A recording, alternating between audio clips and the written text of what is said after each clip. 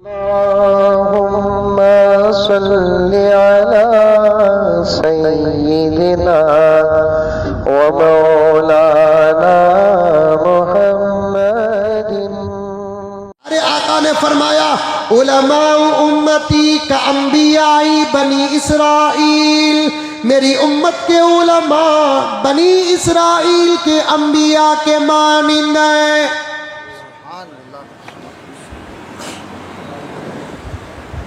میری امت کے علماء بنی اسرائیل کے انبیاء کے مانند ہیں۔ محدثین نے لکھا ذات میں مانند نہیں، صفات میں مانند ہے۔ میری امت کے علماء کے پاس صرف نبوت نہیں ہوگی، لیکن وہ تمام چیزیں ہوں گی جو انبیاء کے پاس تھی۔ بعض جگہ پہ تو یہی یہاں تک لکھا ہے، بڑی باریک بات ہے، سمجھنے کی بات ہے اور صحیح بات ہے کہ صحیح بات ہے، ایک حد تک رہ کر سمجھنے کی کوشش کرو کہ بنی اسرائیل کے علماء انبیاء کی جو محنتیں ہوئی نبوت کے حق کے علاوہ، اس سے بھی زیادہ محنتیں حضور کی امت کے علماء کی ہو گئی۔ لیکن اس کا مطلب یہ نہیں کہ ان علماء کا مقام انبیاء سے بڑھ گیا، لیکن کام تو اللہ تبارک و تعالی حضور کی امت کے علماء سے بہت لیا، بہت لیا، بہت لیا، لیا نہیں آج بھی لے رہا ہے۔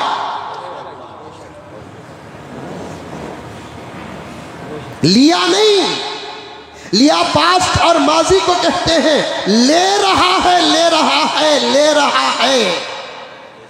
خدا میرے ذہن میں اس بات کو محفوظ کرے، میں آگے بتا دوں، لے رہا ہے آج بھی اللہ تعالیٰ علماء سے کام، بلکہ کہہ دوں میں وہاں بولنے کا یہاں بولتا ہوں، آج تمہارے سروں میں جو ٹوپیاں ہیں یہ علماء کرام کی محنتوں کا نتیجہ۔ آج تمہارے چہروں میں جو داڑھیاں ہیں یہ علماء کرام کی محنتوں کا نتیجہ۔ بغیر فیس کے تمہارے بچے قرآن جیسی کتاب پڑھ رہے ہیں، یہ علماء کرام کی محنتوں کا نتیجہ۔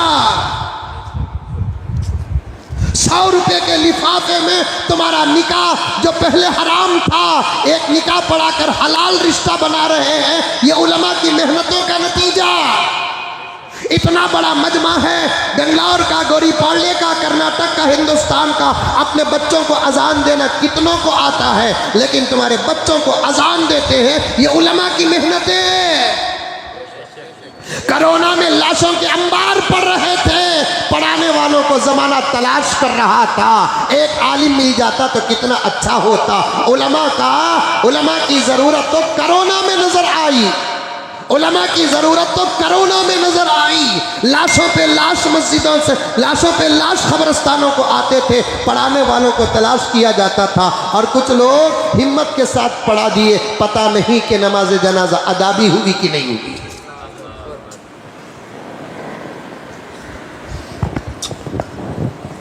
کیا سمجھتے ہو؟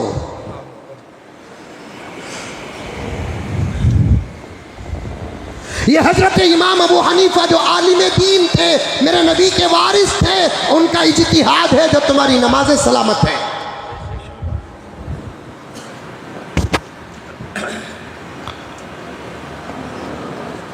پھر جملہ کہتا ہوں، توجہ سے سنیں، یاد نہیں رکھو گے تو مجھے تو اتنا دل ٹوٹا ہے کہ حشر کے میدان میں تم میں سے ہر ایک کو پکڑ لوں گا۔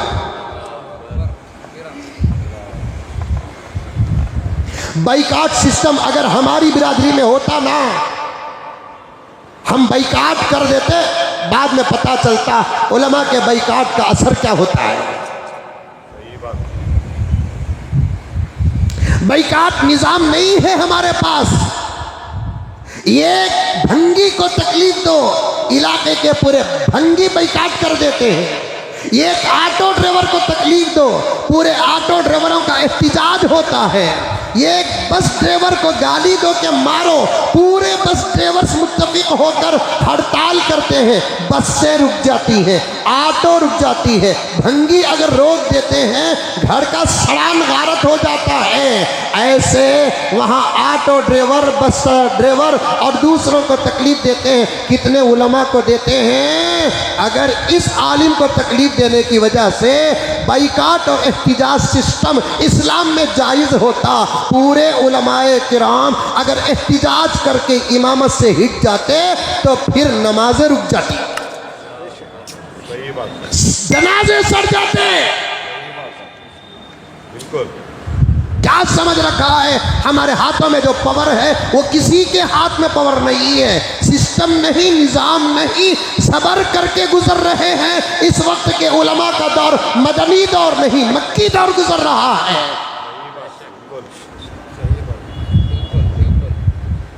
غلام سمجھ رکھا ہے علماء کو، اوقات کیا ہے تمہاری؟ میرے ایک ایک جملے پر معاف کرو کہ فیصلہ سناؤ، سب کے لیے تیار ہوں۔ کچھ لوگوں کی اوقات تو علماء جہاں جوتیاں چھوڑتے ہیں وہاں کھڑنے تک کی نہیں ہے، اور علماء پہ اعتراض۔ کچھ لوگوں کی اوقات، کچھ لوگوں کی حیثیت جہاں علماء اپنی جوتیاں چھوڑتے ہیں وہاں کھڑنے کے تک نہیں ہے، علماء پہ اعتراض کرتے ہیں۔ شان علماء امت سمجھو، پیارے آقا نے کیا فرمایا؟ علماء امتی کا انبیاء بنی اسرائیل، میری امت کے علماء بنی اسرائیل کے انبیاء کے مانند ہیں، ذات میں نہیں، نبوت میں نہیں، رسالت میں نہیں، دعوت میں مانند ہے، تبلیغ میں مانند ہے، فکر میں مانند ہے، نظر میں مانند ہے، اجتہاد میں مانند ہے۔ اللہ اکبر۔ بعض جگہ تو یہاں تک لکھا ہے حضور کی امت کے علماء سے اللہ نے بہت بڑا کام لیا۔ کتنا بڑا کام لیا یہی میں سمجھانا چاہتا ہوں۔ اللہ تعالیٰ نے حضور کی امت میں ایک ایسا عالم بھی صحابہ کے بعد پیدا کیا جس کی فضیلت صحابہ سے بڑھ ہی تو نہیں سکتی، لیکن علم کی بات ہی الگ ہے۔ حضرت امام ابو حنیفہ رحمۃ اللہ علیہ، ان کا اجتہاد نہ ہوتا قبلہ اس وقت 90% مسلمانوں کی نماز امام کے پیچھے نہ ہوتی۔ جب امام کے پیچھے نہ ہو تو الگ کیا ہوگی؟ ناز کرتے ہیں میرے آقا حضرت ابو حنیفہ پر، ناز کرتے ہیں میرے آقا حضرت امام ابو حنیفہ پر۔ فرمان نبی کا ہے، اجتہاد ابو حنیفہ کا ہے، نبی کے اشارے کو سمجھنے کا دماغ، نبی کے اشارے کو سمجھنے کی عقل اللہ تبارک و تعالیٰ نے پوری امت محمد میں ابو حنیفہ کو ایک بہت بڑا حصہ عطا فرمایا ہے۔ 4 امام گزرے ہیں، خدا میرے وقت میں برکت عطا فرما دے، آگے بھی میں چلتا رہوں، خدا میرے وقت میں برکت عطا فرما دے۔ 4 امام گزرے ہیں، امام ابو حنیفہ، امام شافعی، امام مالک، امام احمد بن حنبل۔ ان 4 اماموں میں ایک میرا امام ہے جس کو ابو حنیفہ کہتے ہیں، اس کے علاوہ تمام کے تمام کہتے ہیں امام کے پیچھے پڑھو نماز تب بھی سورہ فاتحہ پڑھو، امام کے پیچھے پڑھو تب بھی تم سورہ فاتحہ پڑھو۔ امام ابو حنیفہ نے کہا نہیں نہیں، اکیلے نماز پڑھو تو فاتحہ پڑھ لینا، اگر امام کے پیچھے کھڑو تو تم کو فاتحہ نہ پڑھنا۔ کیوں کہا؟ بڑے دلائل ہیں، قرآن کی آیت بھی ابو حنیفہ کے پاس ہے، حدیث بھی ابو حنیفہ کے پاس ہے، نظر بھی ابو حنیفہ کے پاس ہے، یہ 3 چیزیں سب کے پاس ہے، لیکن فکر صرف ابو حنیفہ کے پاس ہے، فکر صرف امام ابو حنیفہ کے پاس ہے۔ کیا فکر تھی امام ابو حنیفہ کو؟ اللہ نے 9 نگاہوں میں وہ فراست عطا فرمائی کہ امام ابو حنیفہ نے دیکھا ایک زمانہ امت پر ایسا آئے گا جس کو سورہ بقرہ، سورہ یاسین، سورہ رحمان، سورہ واقعہ، سورہ توبہ یاد ہونا تو دور کی بات، سورہ اخلاص، سورہ فلق، سورہ ناس، سورہ لہب، سورہ نصر، سورہ معون، سورہ کوثر، سورہ فیل، سورہ قریش یاد ہونا تو دور کی بات کہ اس امت پر ایک ایسا زمانہ آئے گا اس زمانے کے لوگوں کو سورہ فاتحہ بھی یاد نہ ہوگا۔ اس زمانے کے لوگوں کو سورہ فاتحہ بھی یاد نہ ہوگا. اور میں بار بار کہتا ہوں پیارو، قرآن پڑھنے سے قرآن کا حق ادا نہیں ہوتا. قرآن پڑھنے سے قرآن کا حق ادا نہیں ہوتا. نوٹ کرے، قرآن پڑھنے سے قرآن کا حق ادا نہیں ہوتا. قرآن کو صحیح پڑھنے سے قرآن کا حق ادا ہوتا ہے. قرآن پڑھنے سے نماز ادا نہیں ہوتی، قرآن کو صحیح پڑھنے سے نماز ادا ہوتی ہے. نماز کے ادا ہونے کے لیے زبردست شرط قرآن پاک کا صحیح پڑھنا، طہارت کے ساتھ. اللہ اکبر بولنے میں کمی پیشی ہو گئی، نماز ادا. سبحان ربی الاعلیٰ بولنے میں کمی پیشی ہو گئی، نماز ادا. سبحان ربی العظیم بولنے میں کمی پیشی ہو گئی، نماز ادا. التحیات پڑھنے میں کمی پیشی ہو گئی، نماز ادا. دعائے معصورہ اور درود میں بھی اللہ نہ کرے درد ہوتا ہے بولتے ہوئے، کمی پیشی ہو جائے تو نماز ادا. لیکن نماز کے اندر قرآن جتنا پڑھنا اتنا اگر صحیح نہیں پڑھیں گے تو نماز ادا ہی نہیں، قبول ہونا تو دور کی بات. یہ امام ابو حنیفہ کا اجتہاد تھا. انہوں نے کہا کہ جب تم امام کے پیچھے پڑھو تو ایک لنک ڈال کر اٹک جاؤ جیسے انجن میں ڈبہ اٹکتا ہے.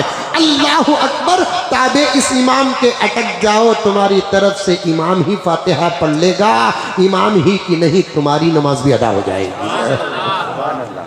تمہاری ہی امام ہی کی نہیں تمہاری نماز بھی ادا ہو جائے گی. ایسے علماء حضور کی امت میں پیدا کیا اللہ تبارک و تعالیٰ نے. یہ شان ہے علماء امتی کا انبیاء بنی اسرائیل. میری امت کے علماء بنی اسرائیل کے انبیاء کے مانند ہیں.